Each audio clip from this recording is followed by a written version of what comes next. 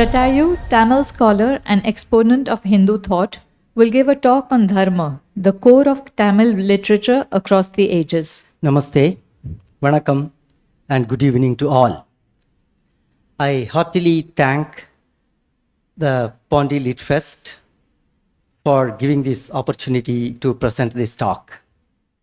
It's always a pleasure to talk to this audience year after year on the topics that are really aimed at the regeneration of our national consciousness and civilizational resurgence. Let me start with a story. This is from Silappadikaram, or Anklet epic, which is one of the great classical Tamil epics. So the hero of this epic, Kovalan, a very rich merchant, he is married to a beautiful, young and chaste wife, Kannagi, and they live in this city, Poompugar, just 100 kilometers from here, down south on the coast. So, like it happens with many males, the young Kovalan gets enamored with a dancing girl, leaves Kannagi, and starts living with the dancing girl. And as it usually happens, after a while, he realizes his mistake and comes back, and the chaste and noble Kannagi accepts him. But by this time, their financial fortunes have really eroded, and the family is broken, the rich merchant family of the Chola country in Poompugar. Then they decide to go to Madurai, the capital of Pandya country, and rebuild their lives there. So the Kannagi and Kovalan, they just walk like a ordinary, wayfarers, and reach the Madurai city. And as it happens, this custom of, Indian families, when they go broke, what comes first to the aid of the family? It is the jewels of the wife. That's the family asset. In a similar fashion, Kannagi gives one of her anklets to Kovalan. And, they are from a very rich merchant family. So the anklet is so exquisitely carved. And the Kovalan, like a new man into the city, he takes it to the marketplace and he meets a goldsmith. And he says, "Sir, I want to sell this anklet." The man, the goldsmith, looks at it and he is so surprised looking at the beauty and the craftsmanship of that anklet. Why? At the same time, the queen's anklet is stolen, and the hunt to get the thief is on, and there is a reward on finding the thief. And as it happens, it is the wicked goldsmith whom Kovalan met. He is the real thief. So he says, "Okay, this looks like a very precious item. Let me, just wait here. I will find a buyer for this." So he runs to the palace, and the king, like many ancient kings in our culture, he is in a very jolly mood. I mean, he partly intoxicated. And then the goldsmith runs to the king and says, "Sir, the stolen anklet has been found." And then the king says, "Kill the thief and bring it." So the death sentence is already given. So the goldsmith comes back with the executioners instead of the buyers. Kovalan is killed. And this news reaches Kannagi, who is anxiously waiting for her husband. She is enraged. Till that time, she was a meek, noble woman from almost an aristocratic family. No more. So she just comes out of the place where they are staying, walks through the streets, her hair disheveled with a lot of anger in her face, and she walks to the royal palace. At the palace gates, when the gods see her, they run to the king and say, "Oh, there is a woman coming. She is human, but she looks like Kali, and we don't know why she is coming here." Then the king says, "Okay, let her come in." So she comes into the court, and she boldly questions the king. "Oh, Pandya king, You claim that you are renowned for upholding justice and dharma, but you have unjustly killed my husband, who is innocent. And then, with an insulting smile, the king says, "Oh, woman, maybe in the grief that your husband is dead, you think he is an innocent man, but Pandyas are renowned for their justice. We never slip from that." And then Kannagi asks the king, "Tell me what your queen's anklet made of?" Then the king says, "White pristine pearls." Then the Kannagi, who is holding the other anklet, she just breaks it open at the court, and the red ruby gems, they just get scattered from that anklet. The moment that happens, the white umbrella that is on atop the king's head breaks. The throne on which he is sitting, it starts shaking. And the king says, "Am I the king? I am the thief." He falls down and he instantly dies. So this is an evocative episode from Silappadikaram. And then the story moves on. I mean, Kannagi really manifests Shakti in her, and she burns down the whole city. Again, excluding some people, right? Like cows, children, aged, and chaste women. She orders the fire to burn down the city, leaving such people. And then the epic story moves on. And the author says he wrote this great epic to bring out 3 tenets. And the first of them is Arasiyal Pizhaittorkku Aram Koottravadum. For the ruler who is unjust, who gets lapsed from his duties or Raja Dharma, Dharma will bring, the eternal Dharma will bring death to him. It will become Yama to him. So this is the first tenet of this great epic. So as we see, Dharma in our tradition, it is such a very deep and profound word that has multiple meanings. So Dharma means duty, as we all know. It means virtue. It means the force, the moral force that sustains the universe. It is the truth itself. So Dharma is related to Satya, and it is related to cosmic order. So all through the Tamil literature, it is in all these meanings, the word Dharma has been used. The concept Dharma has been explained from the earliest times till now. Tamil literature is such a wonderful thing. It has 2,300 years of history. Perhaps next to Sanskrit, Tamil is the only language in India which has such rich history, which is largely unknown outside Tamil Nadu due to many reasons. The earliest in this corpus is the Sangam classics, which are dated from 300 BCE to 200 CE. These are collections of poetry on love, war, and other life themes. That is followed by works on ethics and morals, like the great Tirukkural, which is well known. But there are 18 other works of this kind. And that is followed by great kavyas. One of them I just mentioned, Silappadikaram.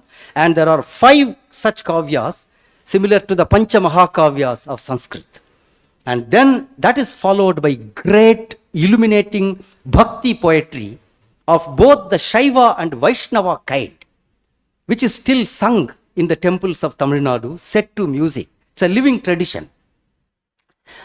And that is again followed by a lot of medieval works on grammar, aesthetics, and multiple themes, all the way to the modern era, where the national spirit in the freedom movement and all other social reform and every other theme is reflected in the Tamil literature. But this great literary tradition is not something which is, if you are familiar with the history of literature in any other Indian language, perhaps it looks very similar. Perhaps, which is the greatest literary work in your language? If I ask any person who speaks Indian language, he will say Ramayana or Mahabharata or some form of it. And that is also the case with Tamil. It is nothing different. This concept of dharma is so important that there are traditional nursery rhymes that are used to teach alphabets.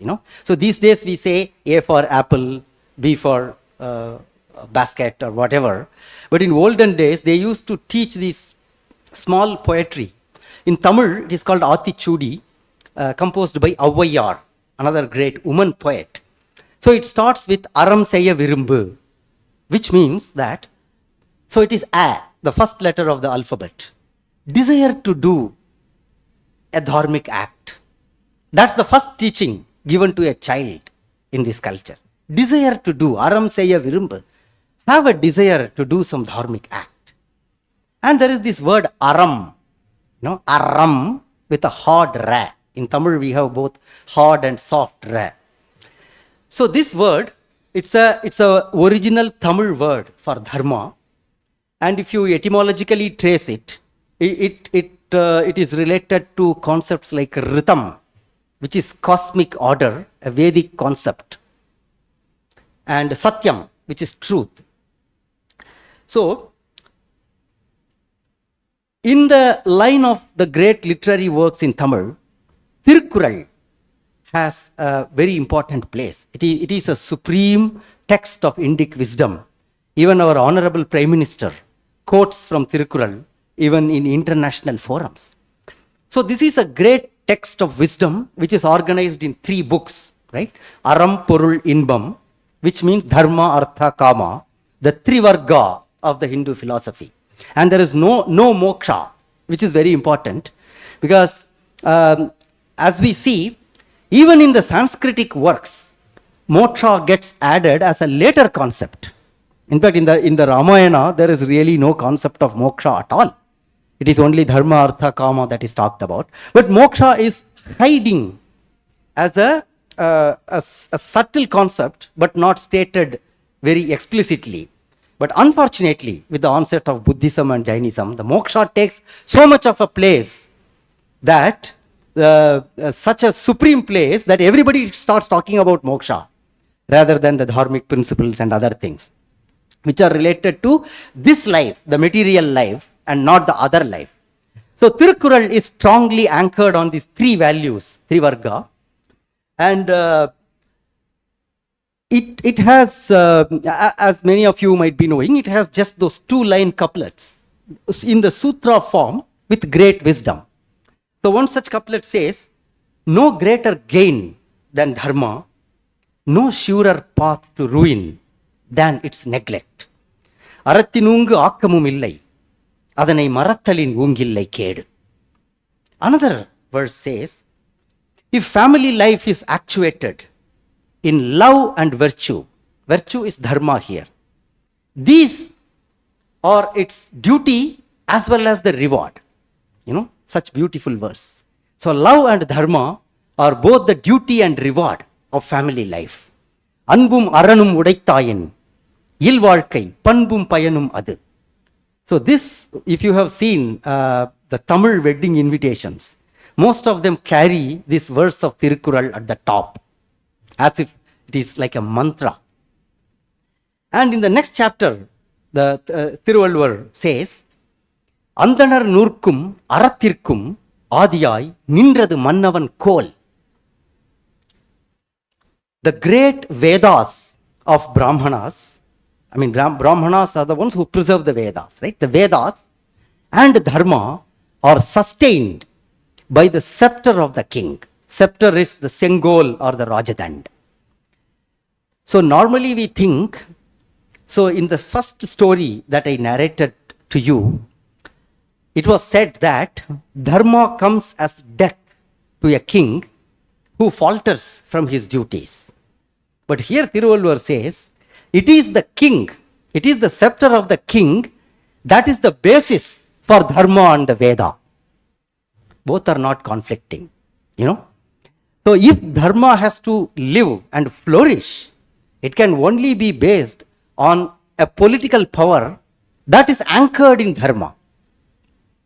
So this is very much in line with the concept, with the saying in the Mahabharata, dharma eva hato hanti, dharmo rakshati rakshitaha. Dharma kills those who harm it, and dharma protects those who protect it. So this idea of dharma, something which protects us and which we have to protect, is outlined so beautifully in Tamil literature all through, especially in Tirukkural. And some scholars, there are two extreme views of Tirukkural in Tamil Nadu. So one is that, oh, it is a pure Tamil work, nothing to do with, the rest of pan-Indian ethos, nothing to do with Sanskrit or Veda or North India, anything. It is a pure Tamil work, which is absurd. We have so many references in Tirukkural contrary to this. And there is the other view which says that Tirukkural is just abridgment of Shastras, which the great Dr. Nagaswamy has mentioned in his book. But Tirukkural is not simply an abridgment of Shastras. Yes, it mentions many concepts from the Mahabharata and Smritis and other Sanskrit texts, but it has its own unique philosophy. Like some of these verses that I quoted, they are so unique, you will not find the equivalent ideas in Sanskrit texts. It is a great text. It really raises questions and debates like Himsa versus Ahimsa. Is Ahimsa an absolute value to be followed? No, says Thiruvalluvar.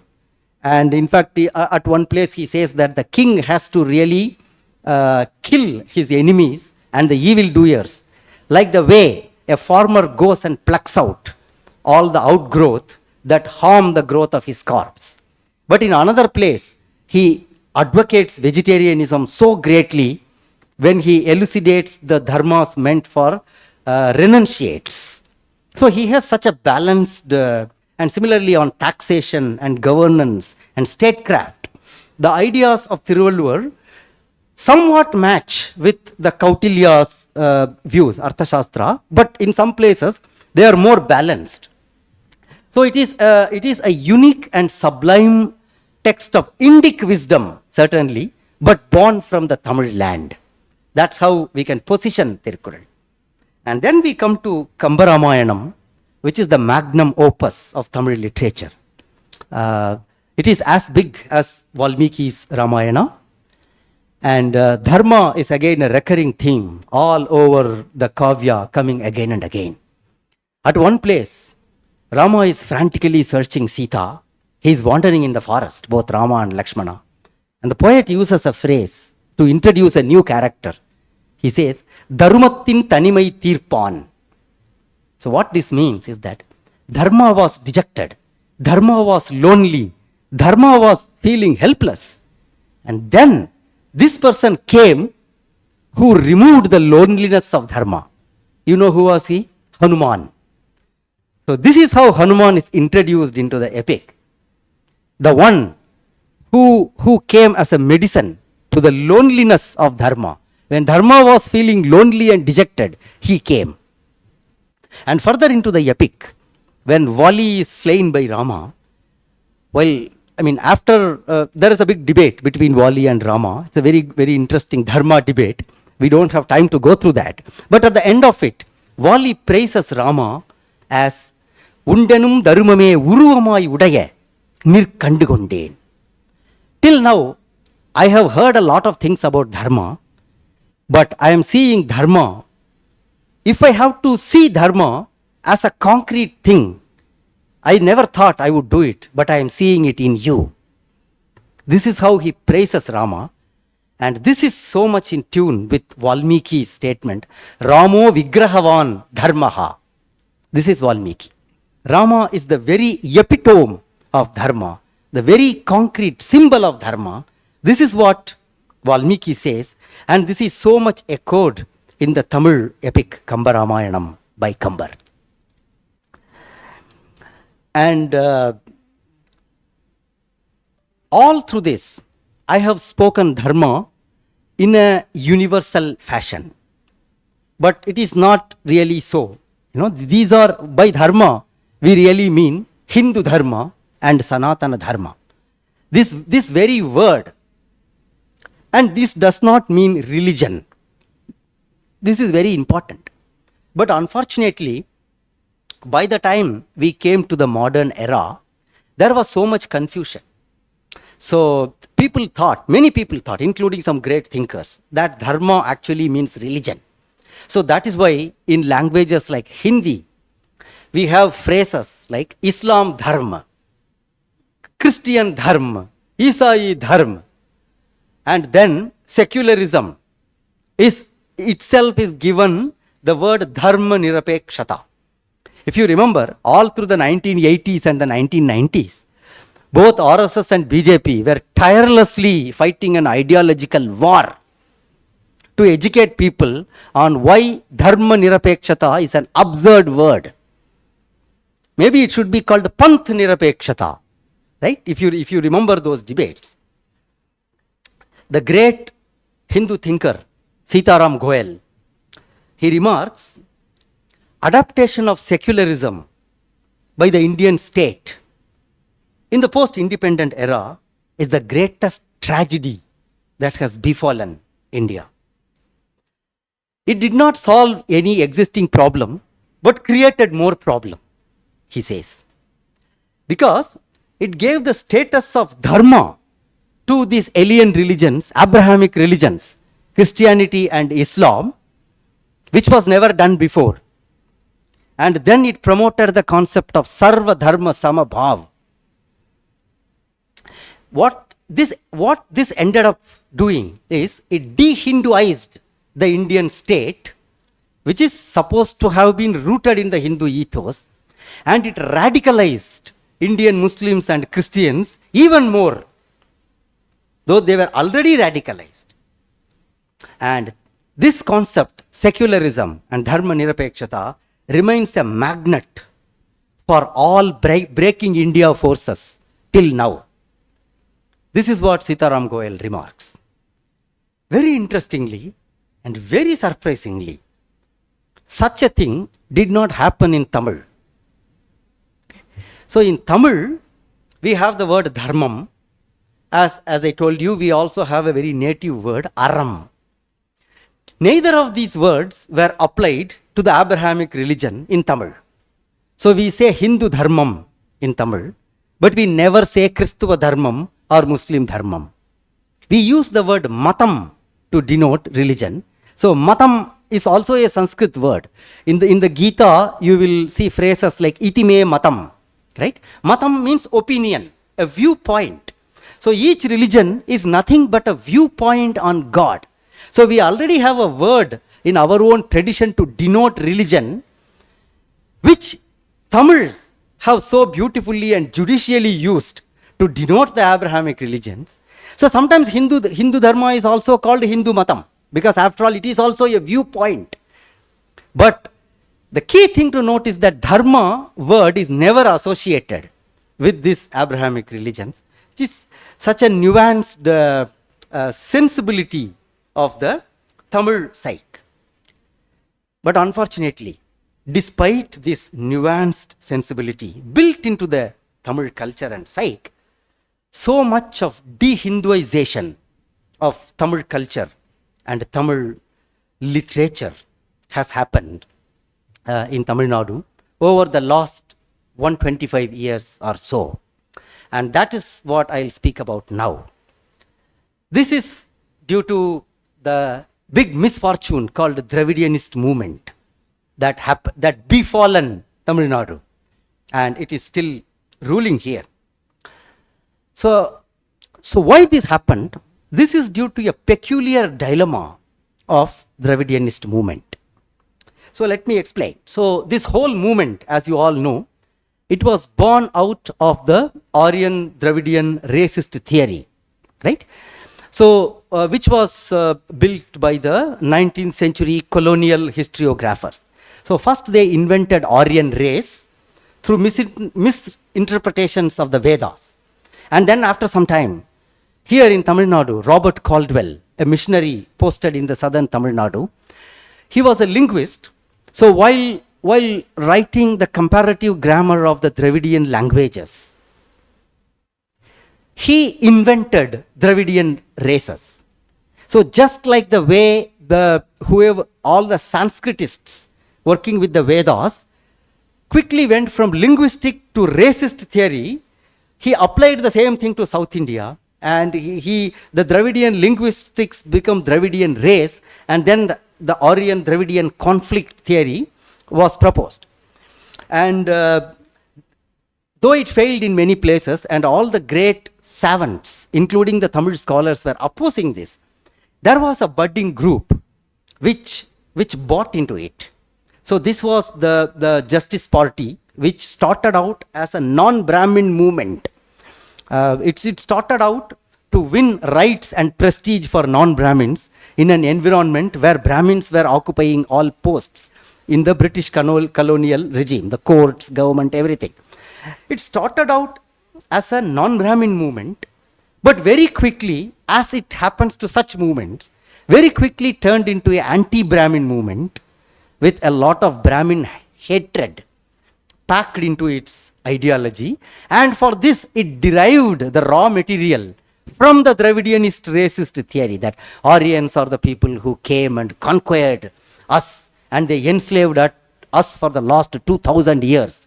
And the Brahmins living in Tamil Nadu are still the Aryans of that race, and the rest are all Dravidians. So this was the idea.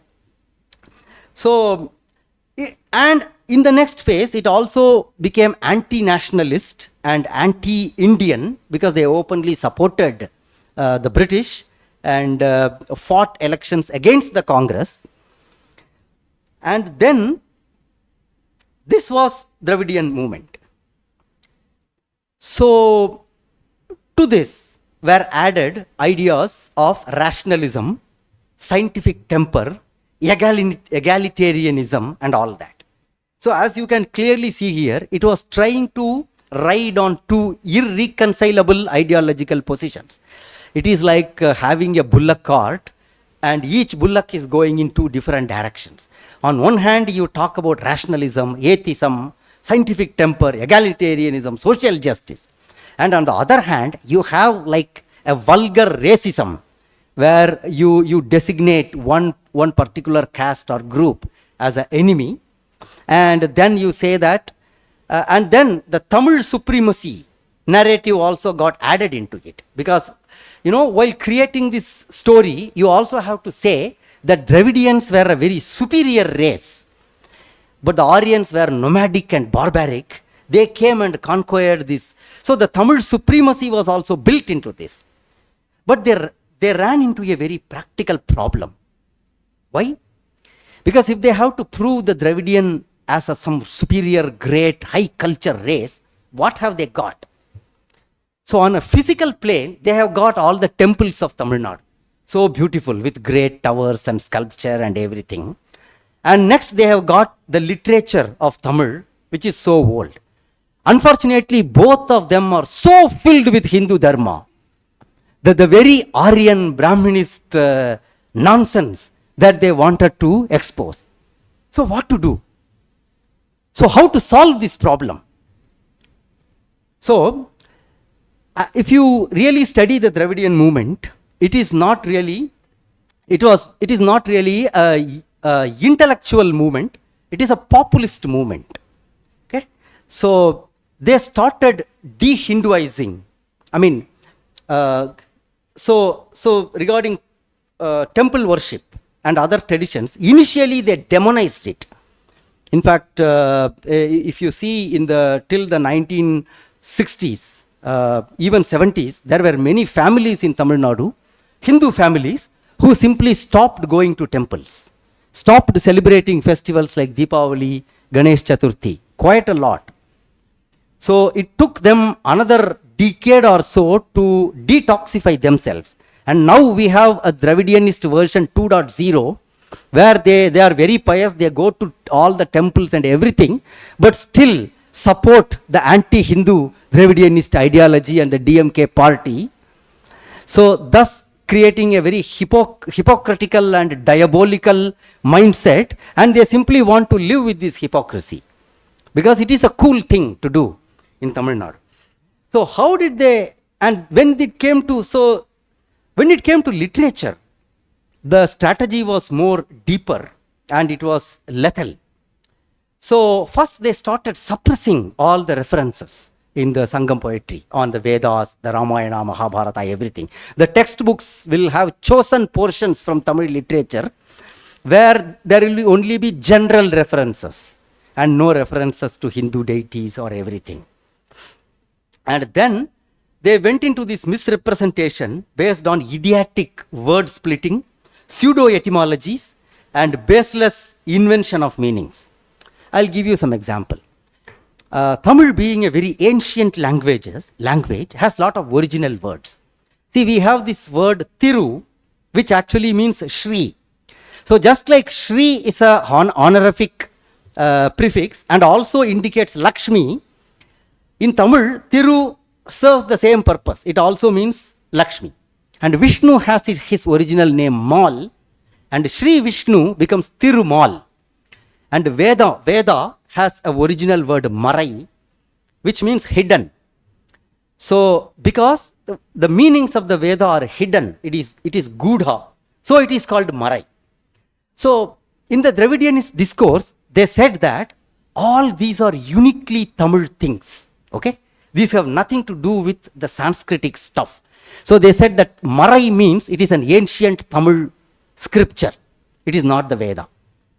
But then again they got into trouble because the old poems, they said non-Marai. It said 4 Vedas. Then they said, oh, these are 4 different books in the Tamil culture that have nothing to do with the so-called 4 Vedas. Then you have a phrase saying non-Marai or Angam, which means 4 Vedas with the 6 limbs, Shadanga. And then Irk Mudal non-Marai, meaning 4 Vedas starting with Rik. So they were very quickly exposed by the Tamil scholars. But unfortunately, because they have been in political power for so long, all these stupid narratives have been running till today.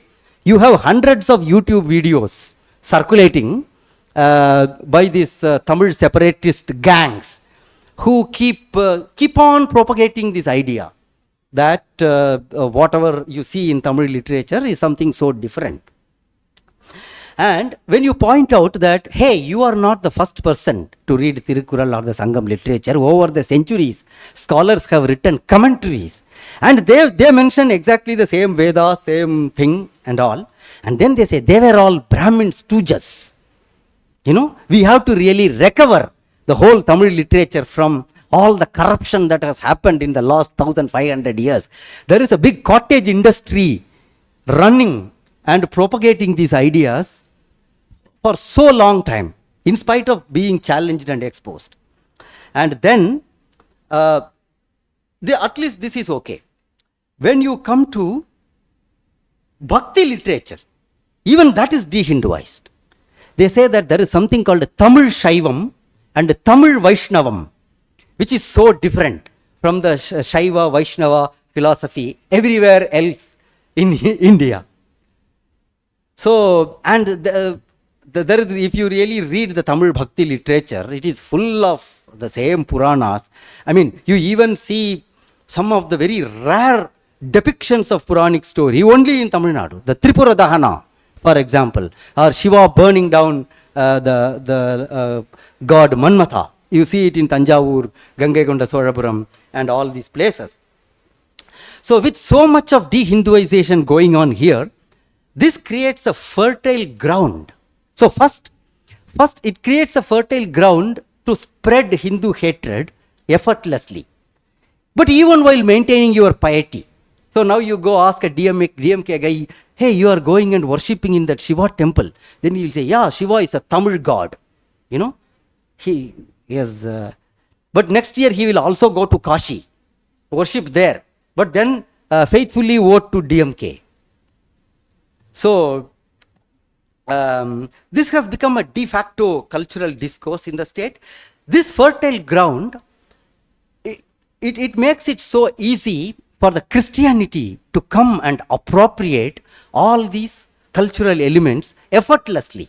See, the moment you say this, all these things are Tamil but not Hindu, so then the Tamil Christian comes and says, it belongs to me. So I will build a temple with a gopuram. I will even put Nandi there. No, how does it matter? So Jesus is a shepherd. So maybe he would have grazed even some bulls and cows. You have such temples in Tamil Nadu today. And then he copies, the Christian sects have copied so many Hindu cultural practices so shamelessly. So this looks very laughable, but it's such a dangerous thing because it breaks one very important mental barrier of a person who is converting. So the biggest damage and a serious thing that happens with conversion is loss of culture, right? But if you convince him that he is not losing any culture because he belongs only to Tamil culture, which he can very much practice in Christianity, then that mental barrier is removed and the Christianization process takes off in a very big way. So that is why it is very important to expose this de-Hinduization and fight it tooth and nail. So I want to conclude this talk with a great saying from Subramanya Bharati in his modern epic in Panchali Shapatham, which is where he narrates the story of the gambling episode in the Mahabharata. And in the end, Draupadi makes a pledge, that is Shapatha. Panchali makes a pledge that she won't tie her hair unless she washes it with the blood of Duryodhana and Dushasana. And Arjuna at that point makes one pledge and says that now the malice and adharma and fraud, it has engulfed Dharma, but Dharma will win again. Dharmathin வாழ்வுதனை சூது கவ்வும் தர்மம் மறுபடி வெல்லும். This is Arjuna's pledge in the words of Bharati. And with that, I end my talk.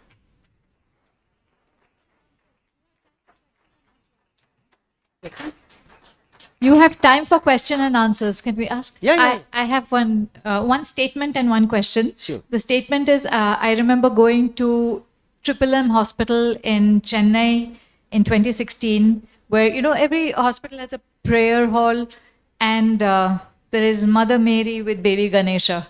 So this is one of the barriers. Oh, really? Yes. Ganesha? Baby Ganesha Oh boy. and Mother Mary. That is shocking, even to me. I saw I this have seen many 2016. such depictions.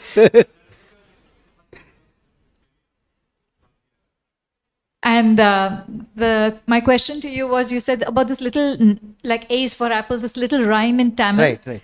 Because the Sanskrit alphabet, the consonants, it's k, k, g, k, k, it's like it comes from here upwards. Right. So k, ch, t, t, p. So Tamil is actually the same, but the k, k, g, g, ch, ch, j, j, ñ. So this little rhyme, how many letters does it it is as per, see, in Tamil, we have the vowels 12, உயிரெழுத்து 12, மெய்யெழுத்து 18, consonants 18 only. It does not have the complete Varnamala of Sanskrit. Okay, so Tamil is a unique language and script. So it is being, perhaps, this is, linguists have kind of said that the original Proto-Dravidian language was like this only. It did not have those Mahaprana sounds that are there, ka, ga, cha, ja, pa, bha kind of sounds. But yes, those are there in Tamil also. So this is a unique feature of the Tamil language. And of course this, and how you pronounce it, it just depends on the placement of the letters. Yes, so it only follows the Tamil alphabets, which is much shorter than the Sanskrit Varnamala.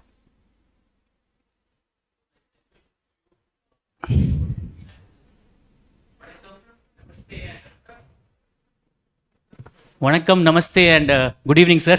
I hope you remember me. We had a long conversation yesterday with absolutely. Professor Malini. Gaurav, Yes. Yeah. So, sir, first kudos to you for covering this session very nicely and being such a sensitive topic in today's political scenario, the way you have brought diplomatically about the political party you have mentioned in your speech.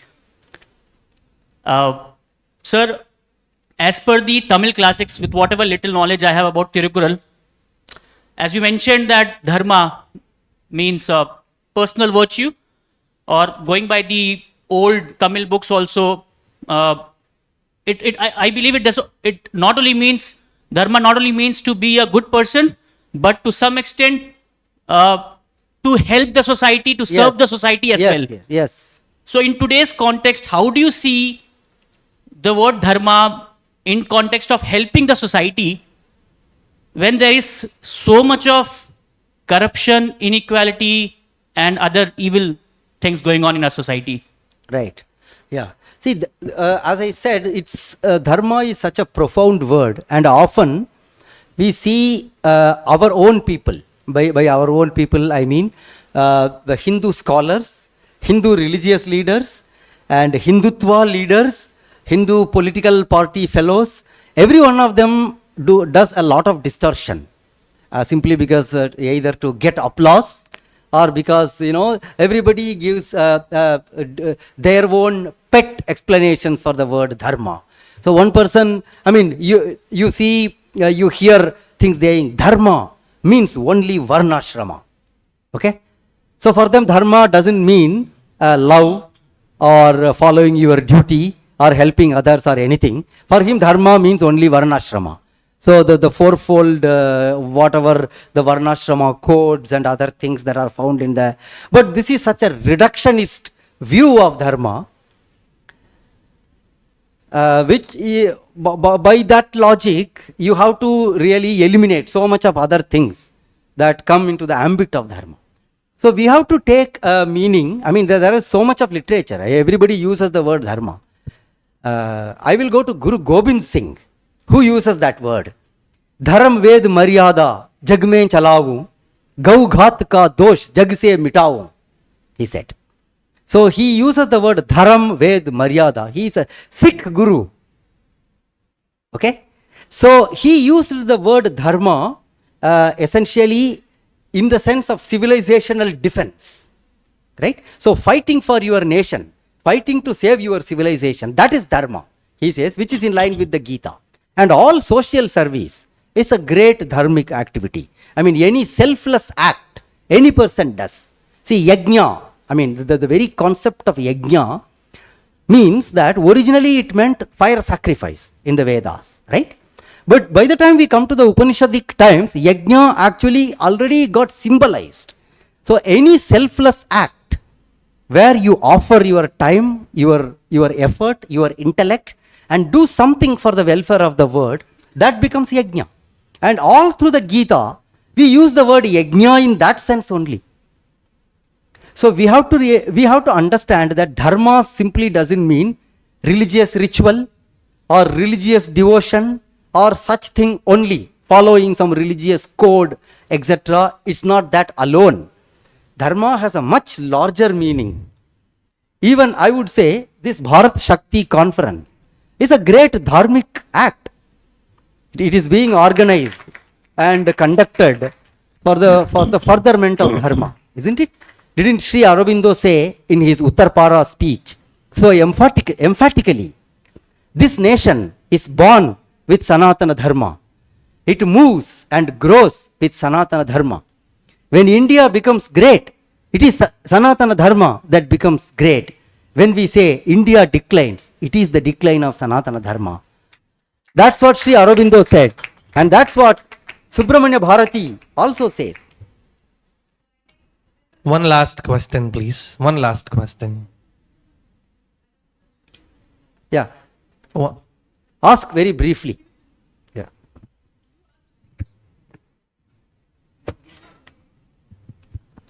Namaste, sir. Regarding this Tirukkural, if you see, there is one Adhikaram for praise of God, and we have Tirukkural chanting competitions. Okay. But it is a beautiful poetry. And the problem with poetry is interpretation, and certain political forces have ensured that God is tried to, removed from the Tirukkural. Is this true, and how do we address this if this is happening? See, as I told you, they have done some very idiotic things, right? Yes. I gave you examples of Adi that. Shakti is mentioned in Agaram and everything, and then that Yeah, is so thrown this is away. one such thing. How do I we mean, simply because it is being done by political forces officially, the idiocy of that doesn't go away. So the only solution to that is keep repeating ad nauseum again and again that it is not just the first chapter, which is called Kadavul Valthu, Yes. where Ishvara is mentioned in Tirukkural. Okay, so this is very important. It is not that just like school, where you do the first prayer and then you do all the nonsense that you do, right? It's not like that. In Tirukkural, all through the text, you have mention of Ishvara again and again in multiple places. In fact, even in statecraft, it comes. So you cannot remove God from but Tirukkural in any manner. Serving God has been misinterpreted as serving the leader. That is That's what I told you. That has to be changed. Some idea for the kids. That is what. See, you have to you have to teach the true meaning to the children, and perhaps you have to talk about the misinterpretation also if someone asks. Okay, thank you.